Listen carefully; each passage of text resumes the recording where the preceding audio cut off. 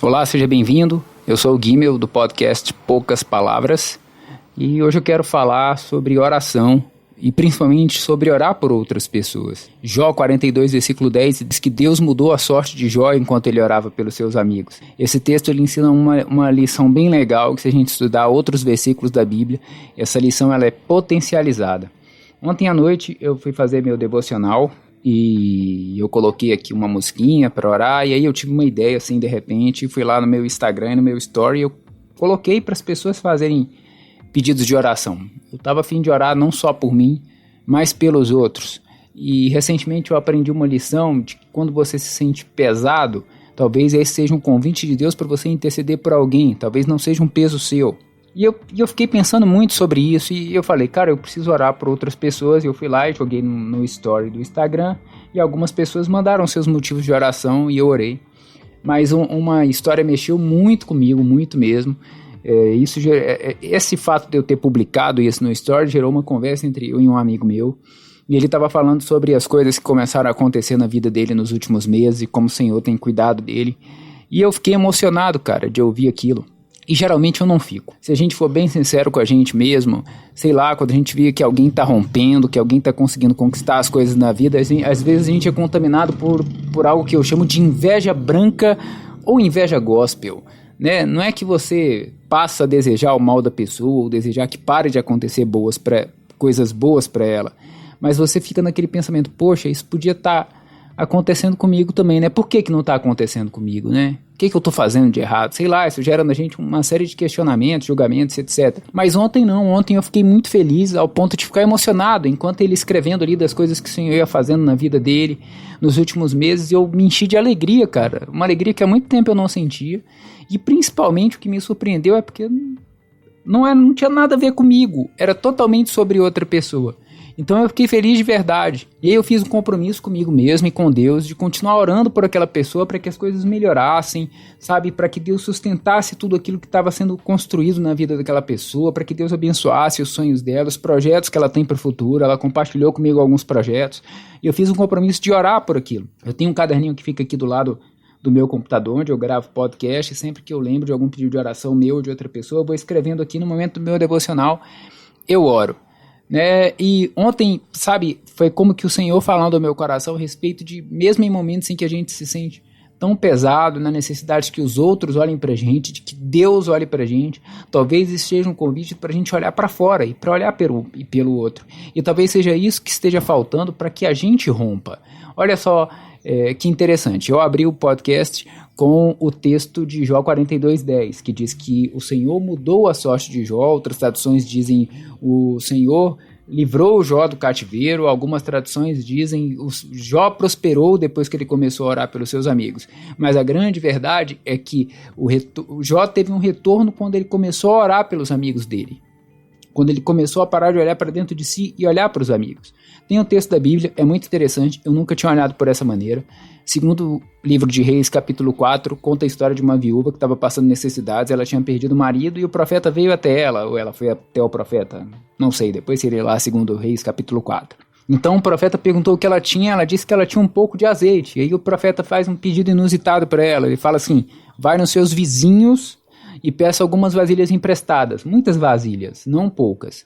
E aí a Bíblia diz que ela pegou várias vasilhas, e enquanto seus filhos iam trazendo a vasilha, ela ia derramando o azeite nas vasilhas, e enquanto houve vasilha vazia, o azeite não parou de derramar. O azeite só cessou quando as vasilhas se acabaram.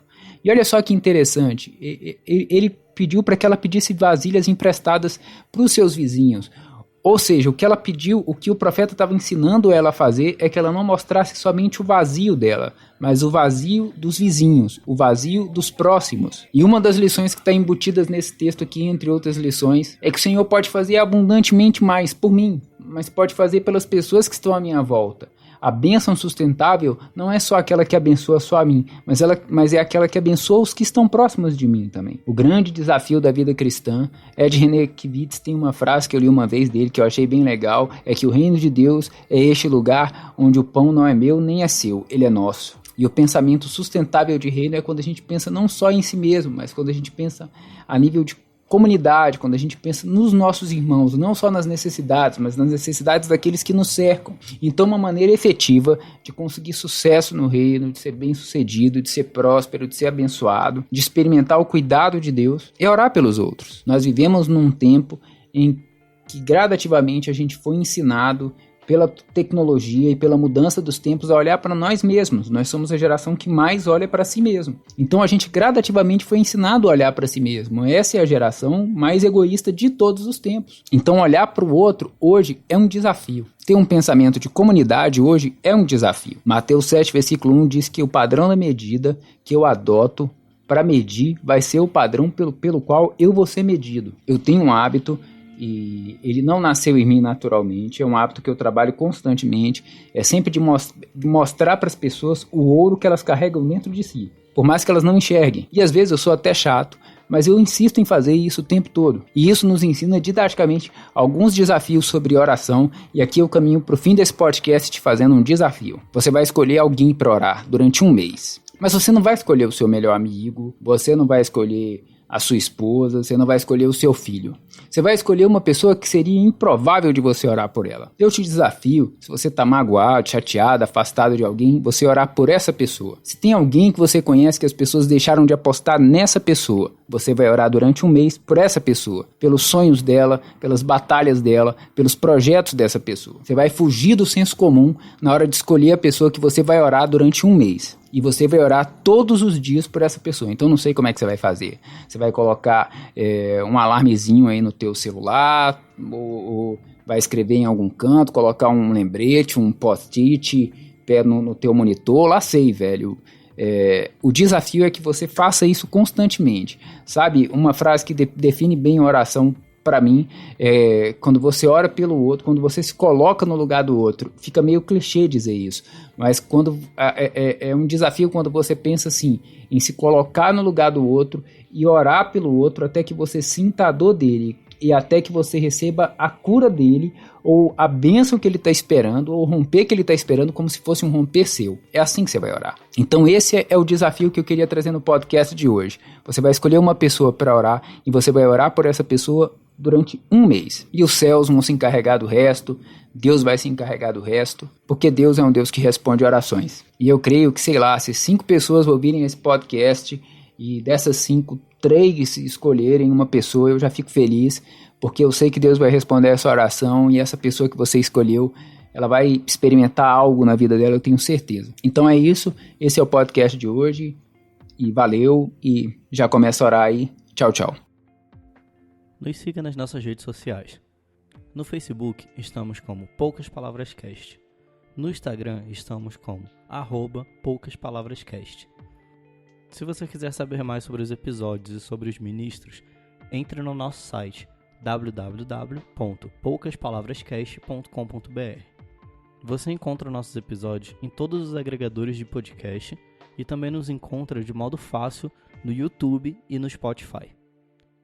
Galera, eu tenho um recado para vocês. Nós vamos iniciar um novo projeto ligado ao podcast, que vão ser vídeos que vão passar no nosso canal no YouTube.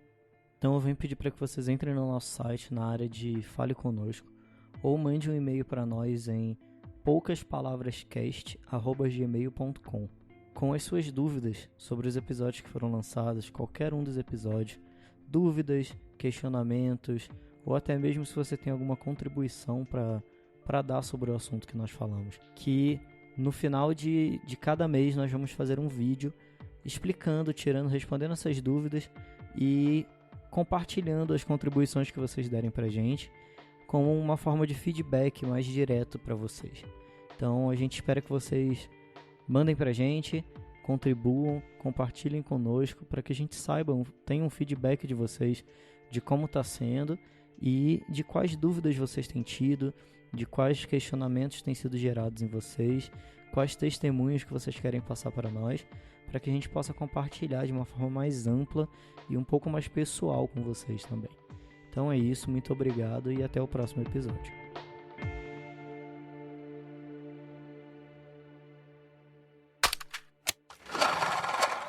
Esse podcast foi produzido por LTK Media.